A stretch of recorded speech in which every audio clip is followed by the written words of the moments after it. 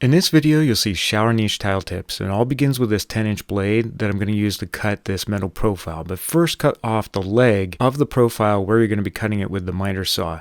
You want to also make slow cuts. I can't emphasize that enough. Slowly cut through these profiles to make nice miters. You can also use this Pika Drive marker. It's got a white marker on it, so that'll help you mark your profiles. And I'm simply cutting these to the size of the niche. So it's a 12 by 20 inch niche. I also taped all the profiles in place to make sure that they would fit. Then I applied thin set to the bottom of the niche and embedded all of the profiles in that exact same manner. So you want to apply the thin set and make sure that whenever you embed the leg of the profile into the thin set, the face of the profile is covering the exposed area of the tile. And also, if you can't fit these in, you can cut back the leg to help you move the profile in place. I also used a rubber mallet to carefully tap these and make sure that all four corners remained equal, and then I cleaned off the metal. The next step was to do the sill. And so I'm cheating a little bit here. I'm using a 6x6 tile because the sill is 3.5 inches wide, as well as the walls and the top.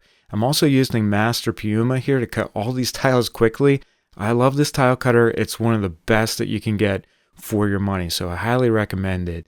Then what I did was apply thin set using this small little trowel by Perfect Level Master. It's a 1/4 inch U-shaped trowel. I also made sure that the manufactured edge of the tile was flush with the profile and that the tile was sloped just a little bit toward the shower so that when water hits the tile, it'll drain properly. In addition, you want to make sure the tile remains level across the sill and clean out the expansion joint between the tiles and the niche. The next step was to do the first row of the main part of the niche. So I applied thin set, directionally troweled that in place, and then set these tiles even with my laser, which aligned with the tiles outside of the niche.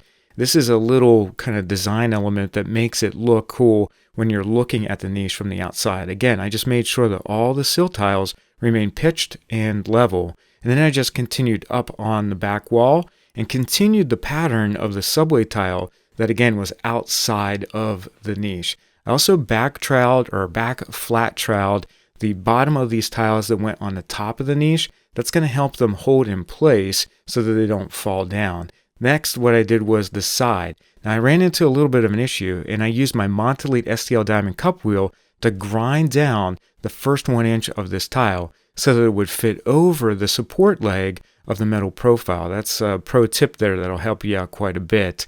And then I just climbed up the side walls and continued my subway tile pattern. I did this both on the left side and the right side of the shower niche, cleaned out all the grout joints as well as the profiles and the tiles. So I hope that these tips help you tile a shower niche and that you got some really great tips. Give the video a thumbs up if you thought it helped out, and I'll see you next week.